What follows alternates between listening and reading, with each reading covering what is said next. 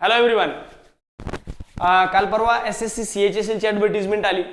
CHSL ची ॲडव्हर्टिजमेंटचा detail video सुद्धा मी तुमच्या समोर आणला होता. डिटेल इन्फॉर्मेशन त्याच्यामध्ये तुम्हाला दिली आणि त्या व्हिडिओमध्ये बोलताना मी सांगितलं होतं की स्टडी प्लॅनचा एक वेगळा व्हिडिओ जो आहे आम्ही तुमच्या समोर घेऊन येईल.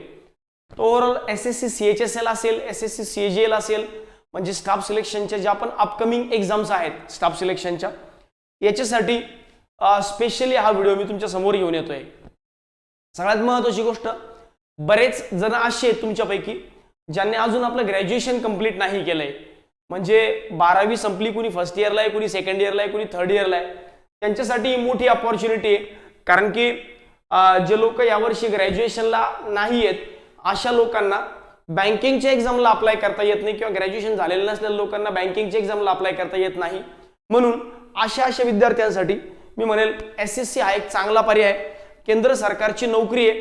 प्रॉपरली जर तुम्ही पुढचे 3-4 महिने दिलेला स्टडी प्लॅन प्रॉपरली फॉलो करत राहिलात तर मी गॅरंटीने सांगतो की डेफिनेटली तुम्ही एसएससी सीएचएसएलची सीजीएलची दोन्ही एक्झाम क्वालिफाय करू शकता.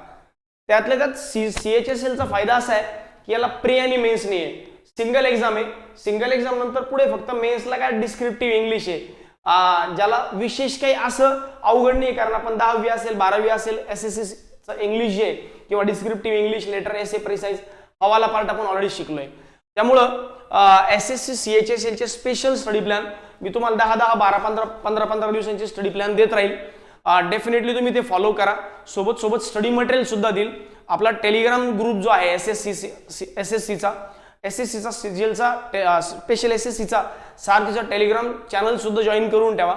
तिकडे पूर्ण मटेरियल, जसं 2 दिवसांपूर्वी मी तुम्हाला एसएससीचे प्रिव्हियस इयर म्हणजे मेमरी बेस्ड पेपर तिकडे शेअर केले होते. तर डेफिनेटली असेच पुढे मटेरियल मी त्या ग्रुपवर डेफिनेटली शेअर करत राहील. ठीक आहे. तर आता लगेच स्टडी प्लॅनला स्टार्ट करूया. बघा, ओव्हरऑल आज बोलत असताना मी तुम्हाला फक्त आणि फक्त पर्टिक्युलरली एसएससी सीएचएसएल बद्दल न बोलता दोन्ही विषयाबद्दल बोलतो, म्हणजे सीजीएल सुद्धा आणि सीएचएसएल सुद्धा.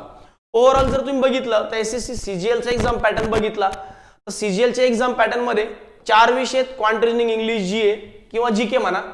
25 question 50 mark, 25 question 50 mark, 25 question 50 mark, 25 question 50 mark, आणि 1 तासांचा टायमिंग आहे. 1/4 याला निगेटिव्ह मार्किंग असते. पण इकडे एक चांगली गोष्ट अशी की there is no sectional cut off, म्हणजे सेक्शनल कट ऑफ नसतो, पण निगेटिव्ह मार्किंग असते. मग त्यामुळे काय होतं की एखाद्याने इंग्लिशमध्ये चांगला स्कोर केला, रिजनिंग मध्ये कमी आला, किंवा रिजनिंग मध्ये चांगला स्कोर केला, क्वांटमध्ये थोडेसे कमी पडले, तर ते मॅनेज होऊन जातं. म्हणजे एखाद्या 3 सेक्शन तुमचे चांगले नाही, एखाद्या सेक्शन मध्ये तुमच्याकडून 5-6 अटेम्प्ट जरी झाले नाही तरी काही टेन्शन नाही, कारण सेक्शनल कट ऑफ नाही. ठीक आहे. तर हा ऍडव्हान्टेज जो आहे हा आहे एसएससीचा. बरं, पुढे हा सीजीएलचा एक्झाम पॅटर्न आहे. त्यानंतर सीएचएसएलचा एक्झाम पॅटर्न जर तुम्ही बघितला तर सेम पॅटर्न आहे जसं सीजीएलचा पॅटर्न होता. English, general knowledge, quantitative aptitude, general awareness. फक्त इकडे बोलताना काही गोष्टी इंटेन्शनली त्यांनी नोटिफिकेशन मध्ये लिहून दिल्यात बघा. बेसिक नॉलेज आणि बेसिक अरिथमॅटिक स्किल. म्हणजे इंग्लिश विचारलं तर फार डिफिकल्ट लेवलचं नाही, इंग्लिश विचारलं तर बेसिक लेवलचं, आणि क्वांट पण अरिथमॅटिक लेवलचं, म्हणजे फार मोठ्या लेवल या एक्झाम मध्ये नसते. म्हणून 12वी झालेल्या मुलांना माझी एक चांगली विनंती आहे की एक ही चांगली अपॉर्च्युनिटी तुमच्यासाठी आहे. सगळ्यांनी फॉर्म भरा, स्टडी प्लॅन फॉलो करा.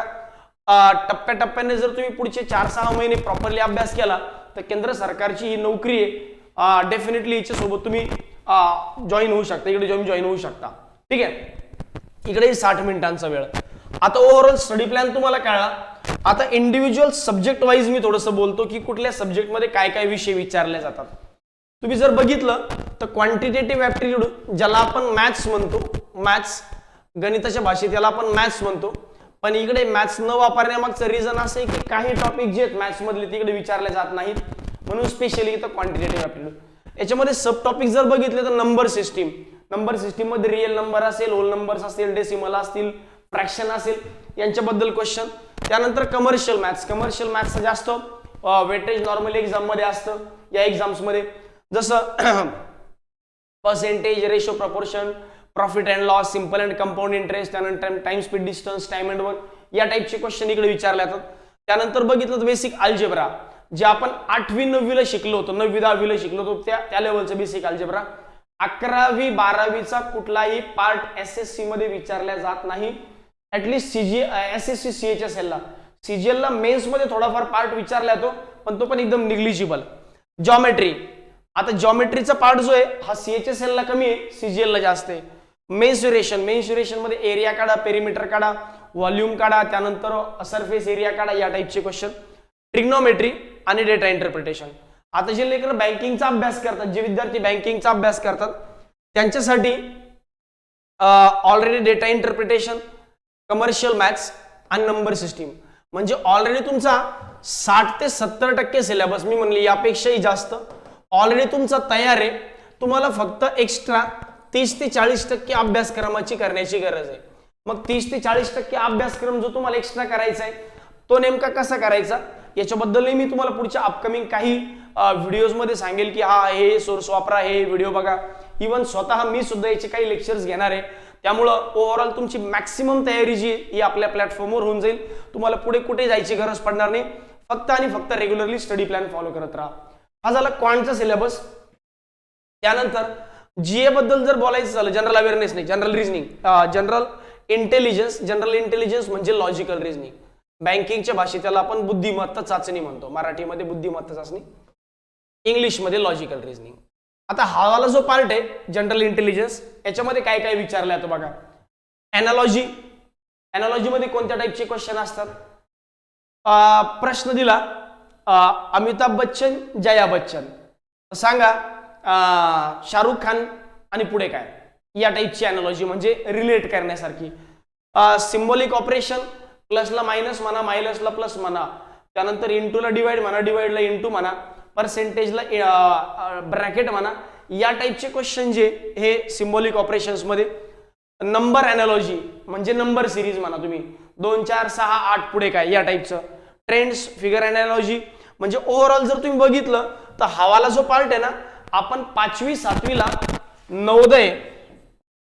नवोदयच्या एक्झाम ज्या दिल्या होत्या किंवा स्कॉलरशिपच्या एक्झाम ज्या दिल्या होत्या, स्कॉलरशिपच्या या एक्झाम मध्ये जे आपल्याला लॉजिकल रिजनिंग किंवा बुद्धिमत्ता चाचणी होतं ना, त्या टाईपचं बँकिंग पेक्षा हे कितीतरी सोपं असतं. म्हणजे बँकिंगच्या एक्झाम मध्ये जो सिलेबस विचारला जातो त्यापेक्षा as compared to banking exam हे खूप म्हणजे खूप कंपॅरेटिव्हली सोपं येतं. त्यामुळे मी डेफिनेटली म्हणेल की यासाठी प्रत्येकाने प्रिपेअर केलं पाहिजे. इवन SSCचे विद्यार्थी म्हणतात की लॉजिकल रिजनिंग हा विषय प्री मध्ये असतो आणि तो स्कोरिंग सब्जेक्ट आहे. म्हणजे या विषयामध्ये तुम्हाला जास्तीत जास्त स्कोर मिळू शकतो. हा स्कोरिंग सब्जेक्ट आहे. त्यामुळे याच्याकडे तुम्ही जरा सिरियसली बघा. एकदम पांचट टॉपिक आहे. नंबर ऑफ टॉपिक जरी जास्त दिसत असले तरी प्रत्येक टॉपिकवर प्रश्न विचारला जात नाही. Verbal reasoning, non verbal reasoning दोन्ही टाईपचं रिजनिंग याच्यामध्ये येतं. आता याच्यासाठी बुक्स मी तुम्हाला ऑलरेडी सांगितले होते की किरण पब्लिकेशनचे बुक्स असतील किंवा राकेश यादव पब्लिकेशनचे बुक्स असतील, हे बुक्स कंपॅरेटिव्हली चांगले आहेत ऍटलिस्ट SSCच्या एक्झामसाठी.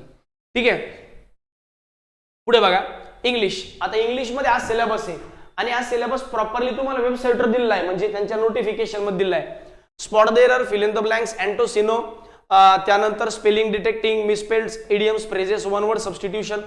हा फक्त जर हा पार्ट बघितला तर हा बँकिंगला येत नाही, बाकी सगळा बँकिंगवाला पार्ट आहे. इम्प्रूव्ह सेंटेन्सेस आहे हा. ऍक्टिव्ह पॅसिव्ह व्हॉइस बँकिंगला येत नाही. डायरेक्ट इनडायरेक्ट स्पीच बँकिंगला येत नाही. हे बँकिंगला येतं, हे बँकिंगला येतं, हे बँकिंगला येतं, हे सुद्धा बँकिंगला येतं. म्हणजे ओव्हरऑल जर तुम्ही पाहिलं तर बँकिंगचा मॅक्सिमम पार्ट SSCला विचारला जातोय. मग जी बँकिंगची तयारी तुम्ही ऑलरेडी केली त्याच पार्टवर तुम्हाला SSCची तयारी करायला भेटणार आहे.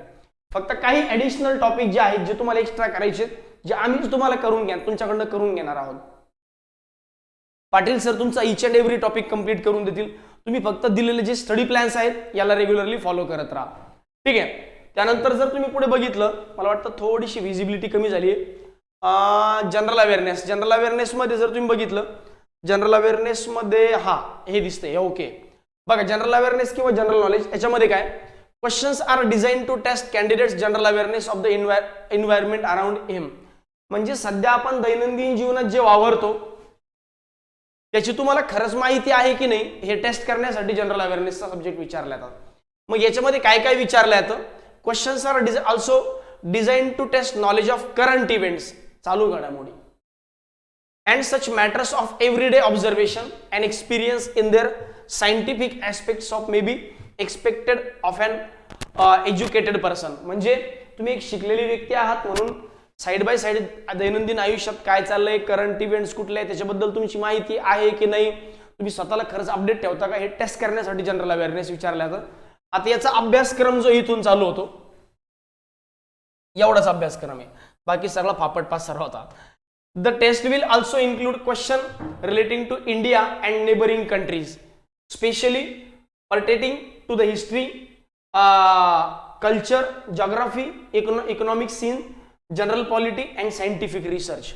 म्हणजे history, geography, political science, economics, culture म्हणजे हिस्ट्रीवाला पार्ट आणि सायन्सवाला पार्ट, हा वाला पार्ट याच्यामध्ये जास्तीत जास्त विचारला जातो.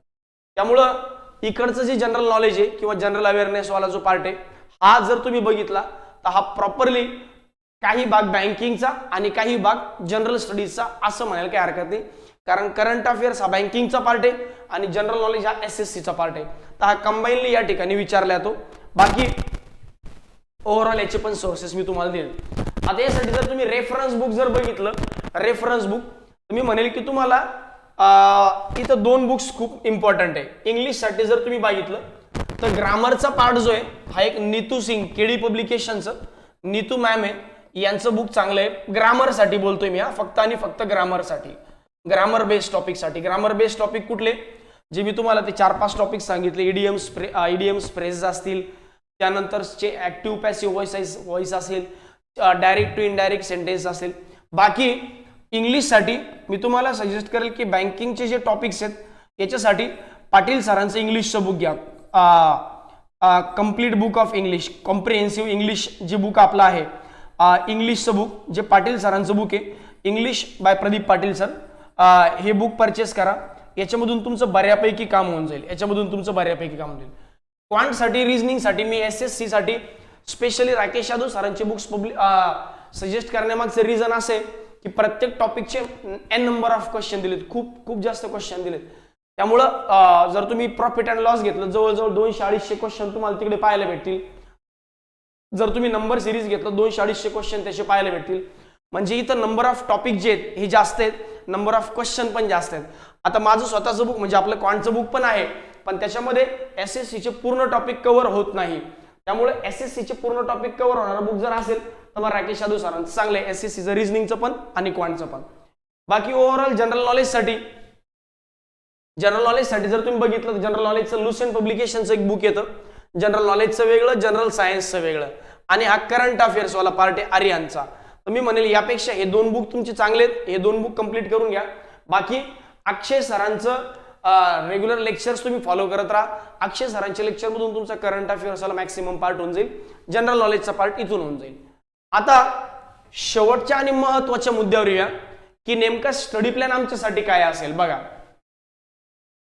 पुढच्या 15 दिवसांचा स्टडी प्लॅन एक्झॅक्टली कसा असेल, एकच मिनिट.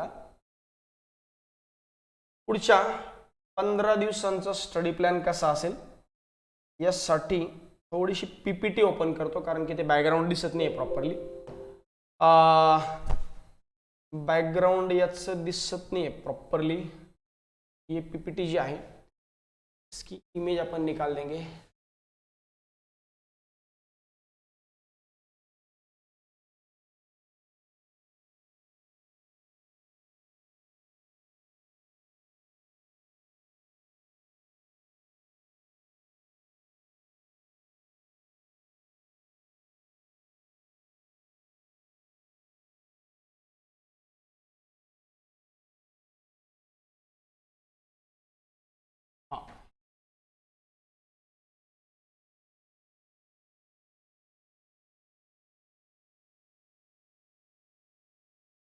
डन, चलो.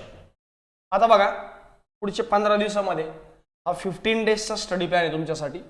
पुढच्या 15 दिवसात तुम्ही कुठले कुठले टॉपिक परफेक्ट करून ठेवायला पाहिजे. स्टडी प्लॅन फॉर 15 डेज, पुढच्या 15 दिवसांचा स्टडी प्लॅन. क्वांटचा स्टडी प्लॅन काय असेल, नंबर सिस्टीम एक 3 दिवस याला द्या, पर्सेंटेजला एक 4 दिवस, प्रॉफिट अँड लॉसला एक 3 दिवस, आणि सिंपल अँड कंपाऊंड इंटरेस्टला एक 3 ते 4 दिवस. या हिशोबाने जर गेलात तर 4 आणि 4 8 आणि 6 14, या हिशोबाने एक 15 दिवसामध्ये, आणि शेवटच्या दिवशी रिव्हिजन, या हिशोबाने एक 14-15 दिवसामध्ये तुम्ही हे 4 टॉपिक संपवले पाहिजे. यासाठी PDF ज्या आहेत या आपल्या सारथी SSC नावाचं जे टेलिग्राम चॅनल आहे, सारथी SSC नावाचं जे टेलिग्राम चॅनल आहे, या टेलिग्राम चॅनलवर तुम्हाला याचे PDF मिळून जातील. स्टडी मटेरियल प्रॉपरली तुम्हाला याच ग्रुपवर मिळेल. त्यानंतर GA जर वाचायचं तर मी म्हणेल GA नाही, लॉजिकल रिझनिंग, सिमेटिक ॲनालॉजी म्हणजे मी तुम्हाला सांगितलं सिम्बॉलिक ऑपरेशन, सिम्बॉलिक नंबर ॲनालॉजी आणि ट्रेंड्स, हे 4 टॉपिक जे आहेत हे या 15 दिवसामध्ये तुम्ही प्रॉपरली करून घेतले पाहिजे. इवन जर तुम्ही बघितलं त्याच्यामध्ये जास्त टॉपिक पण होऊ शकतात. म्हणजे अजून एखादा टॉपिक कोडिंग सारखा टॉपिक जरी तुम्ही याच्यामध्ये ऍड करून घेतला तरी तो तुमचा टॉपिक या केसमध्ये होऊन जाईल. कारण 3-3 दिवस रिझनिंगच्या एका टॉपिकला म्हणजे मोर दॅन इनफ टायमिंग आहे, मोर दॅन इनफ टायमिंग. हा जो स्टडी प्लॅन आहे किंवा हा जो टास्क आहे हा तुमच्या पुढच्या 15 दिवसासाठी क्वांटचा आणि पुढच्या 15 दिवसासाठी LRचा. पुढच्या 15 दिवस क्वांट, पुढचे 15 दिवस याला. 3 दिवस नंबर सिस्टीम, 4 दिवस पर्सेंटेज, 3 दिवस प्रॉफिट अँड लॉस, 4 दिवस सिंपल अँड कंपाऊंड इंटरेस्ट. त्यानंतर रिझनिंगचे हे जे टॉपिक आहे त्यांना तुम्ही प्रत्येकी 3-3 दिवस द्या, याच्यामधून तुमचं काम कन्फर्म होऊन जाईल. म्हणजे याच्यामधून बऱ्यापैकी कन्सेप्ट तुमच्या क्लिअर होईल. सध्या टेस्ट द्याव्या का नाही, सध्या मला वाटतं टेस्ट दिल्या नाही पाहिजे. कारण सध्या तुम्ही लर्निंगच्या फेजमध्ये आहात, शिकण्याच्या फेजमध्ये आहात. शिकण्याच्या फेजमध्ये टेस्ट देऊ नका. एकदा प्रॉपरली शिकून घेतलं ना मग टेस्ट देणं चालू करा. त्याचाही मी राईट टाइम सांगेल की तुम्ही टेस्ट कधी द्यायला पाहिजे. ठीक आहे. त्यानंतर जनरल अवेअरनेसचा जो स्टडी प्लॅन आहे, जनरल अवेअरनेसचा हा मी पुढे देतोच आहे. सोबत मी असं म्हणेल की ही जी इंग्लिशचा जो स्टडी प्लॅन आहे या आठवड्यामध्ये तुम्ही spot the error, fill in the blank, सिनो आणि अँटो. आता सिनो आणि अँटो जो आहे ना हा अनलिमिटेड टॉपिक आहे, याला काही लिमिटेशन नाही आहे. अनलिमिटेड टॉपिक्स येते, याच्यामध्ये लिमिटेशन नाही. हे तुम्हाला रेग्युलर स्टडी प्लॅनमध्ये तुमचे घ्यावेच लागतील. आणि हे जे 2 टॉपिक आहेत हे 2 टॉपिक तुमचे स्पॉट द एरर आणि फिल इन द ब्लँक्स. आता याच्यासाठी एक प्रॉब्लेम असा आहे की जर तुमचं बेसिक कच्चा असेल, म्हणजे तुम्ही आतापर्यंत बॅचेस केले नसेल तर मग तुम्हाला हे टॉपिक जमायला थोडे जड जातील. पण जर तुमचं बेसिक पक्का असेल, म्हणजे जर तुम्ही बॅच केली असेल पाटील सरांची एखादी, मग डेफिनेटली तुम्ही याच्यावर रिव्हिजन करू शकता. आणि याचे भरपूर क्वेश्चन पाटील सरांच्या बुक्समध्ये अवेलेबल आहेत. पाटील सरांच्या बुकमध्ये भरपूर क्वेश्चन अवेलेबल आहेत. तर मी म्हणेल त्याची प्रॅक्टिस त्या हिशोबाने चालू ठेवा. सोबत याच्यासाठी जर तुम्हाला असं वाटतंय की नाही आम्हाला याचा कन्सेप्टच क्लिअर नाही किंवा जे तुम्ही स्टडी प्लॅन देताय तो आम्हाला माहितीच नाही, तर मग तुम्ही आपली बॅच चालू होती 23 तारखेपासून ती बॅच पण जॉईन करू शकता. जी नवीन बॅच आपली 23 तारखेपासून चालू होते, 23 फेब पासून जी बॅच चालू होते 2022ला, या बॅचमध्ये तुम्हाला SSC आणि बँकिंगचा पूर्ण सिलेबस या बॅचमध्ये तुम्हाला करता येईल. ही बॅच चालू होणार आहे 23 फेब्रुवारीला. यासाठी तुम्ही फक्त आपल्या क्लासचं सारथी एज्युकेशन औरंगाबाद नावाचं टेलिग्राम चॅनल जॉईन करून ठेवा, सारथी एज्युकेशन औरंगाबाद. बाकी राहिला प्रश्न जीकेचा. तर जीके मध्ये मोठे सब्जेक्ट आहेत, म्हणजे जनरल नॉलेजमध्ये मोठे सब्जेक्ट आहेत. जसं मी म्हणेल की तुम्ही पुन्हा एकदा मागच्या आठवड्यातही मी हा प्लॅन तुम्हाला दिला होता, पण मी मुद्दामून पुन्हा एकदा म्हणेल की सध्या तुम्ही कल्चर अँड हिस्ट्रीवरच राहा, कारण खूप मोठा सब्जेक्ट आहे. इतिहास खूप मोठा सब्जेक्ट आहे, लहान सब्जेक्ट नाही आहे. ओव्हरऑल जर तुम्हाला बघायचं तर मी याचे काही स्क्रीनशॉट तुम्हाला शेअर करतोय. बघा, काही स्क्रीनशॉट तुम्हाला दाखवतो सो दॅट तुम्हाला अजून बेसिक आयडिया येईल की नेमकी किती मोठे टॉपिक याच्यामध्ये आहेत. बघा, एक स्क्रीनशॉट म्हणजे आपला हे जे बुक आहे याचं लुसेंट पब्लिकेशनचं जे बुक आहे, त्या लुसेंट पब्लिकेशनच्या बुकचं इंडेक्स मी तुम्हाला दाखवतोय. त्या इंडेक्समध्ये तुम्हाला अंदाज येईल की अरे किती वॉस्ट सब्जेक्ट हा किंवा किती मोठा सब्जेक्ट हा आहे. आता इथं बघितलं जर तुम्ही बघितलं थोडं झूम करेंगे इसको, शायद झूम होगा, चलो ठीक आहे, कोई दिक्कत नाही. हिस्ट्रीमध्ये जर तुम्ही पाहिलं तर एन्शियंट इंडिया म्हणजे प्राचीन भारत, ancient India, medieval India, modern India आणि मिसलेनियस. त्यानंतर वर्ल्ड हिस्ट्रीमध्ये ancient world, medieval world, modern India, modern world आणि मिसलेनियस. म्हणजे हिस्ट्रीमध्ये किंवा कल्चरमध्ये 4 सब टॉपिक आहेत. भारताचा आधुनिक इतिहास, प्राचीन इतिहास, मध्ययुगीन इतिहास. प्राचीन इतिहास, मध्ययुगीन इतिहास, आधुनिक इतिहास आणि मिसलेनियस. पुन्हा जगाचा प्राचीन इतिहास, मध्ययुगीन इतिहास, आधुनिक इतिहास आणि मिसलेनियस. म्हणजे ओव्हरऑल हिस्ट्री हा सब्जेक्ट खूप मोठा आहे. तर त्या हिशोबाने या बुक मधलं तुम्ही या 15 दिवसामध्ये तुम्ही हिस्ट्रीवाला पाठ जरी केला, भारताचा इतिहास आणि जगाचा इतिहास हावाला दोन्हीवाला पाठ जरी केला तर तेवढं मोर दॅन इनफ आहे. हे इंडेक्स आहे, खूप बारीक इमेज असेल, आय नो की तुम्हाला ते दिसत नसावी डेफिनेटली, पण याच्यावर तुम्ही फोकस करा. हा 15 दिवसांसाठी तुमचा स्टडी प्लॅन आहे. म्हणून मी तुम्हाला अगोदर सांगितलं की स्टडी प्लॅन मध्ये यावेळेसच्या स्टडी प्लॅन मध्ये हा वाला पार्ट असा असला पाहिजे. ठीक आहे. बाकी GA साठी हिस्ट्री सांगितलं हिस्ट्रीवालं कोणतं, इंडिया आणि वर्ल्डची हिस्ट्री.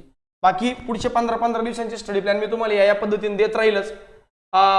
तरी तुम्हाला असं वाटतंय की आम्हाला काही डाऊट्स आहे, तुम्ही माझ्या पर्सनल नंबरवरही कॉल करू शकता. बाकी सारथी SSCचं टेलिग्राम चॅनल तुम्ही जॉईन करून ठेवा, सगळं मटेरियल तुम्हाला तिकडे मिळेल. ज्या लोकांना वाटतंय की आम्हाला करायचंय राव पण आम्हाला काही येत नाही, असं विशेष म्हणजे काही कन्सेप्ट क्लिअर नाही, 23 तारखेची जी बॅच चालू होते ती बॅच कंप्लीट करून घ्या. त्या बॅचमधून बऱ्यापैकी कन्सेप्ट तुमच्या क्लिअर होऊन जातील आणि मग साईड बाय साईड तुम्ही अभ्यास पण चालू ठेवू शकता. ठीक आहे. तर हा 15 दिवसांचा स्टडी प्लॅन आहे. पुढच्या 15 दिवसांचा स्टडी प्लॅन देण्यासाठी पुढच्या 15 दिवसानंतर येतो. तोपर्यंतचे बाकी सगळे अपडेट जे आहेत तुम्हाला मिळत चालतील. आणि मला वाटतं की हा तुमच्या कामाचा व्हिडिओ आहे, त्यामुळे जास्तीत जास्त लोकांपर्यंत शेअर झाला पाहिजे. कारण याच्यामध्ये मॅक्सिमम स्टडी प्लॅन बद्दल मी बोललोय आणि पुढचे 15 दिवसांचे स्टडी प्लॅन देणार आहे. त्यामुळे टेलिग्राम आणि यूट्यूबला पण सबस्क्राईब करून ठेवा आणि शेअर करायला विसरू नका. ठीक आहे. चलो, thank you very much and take care.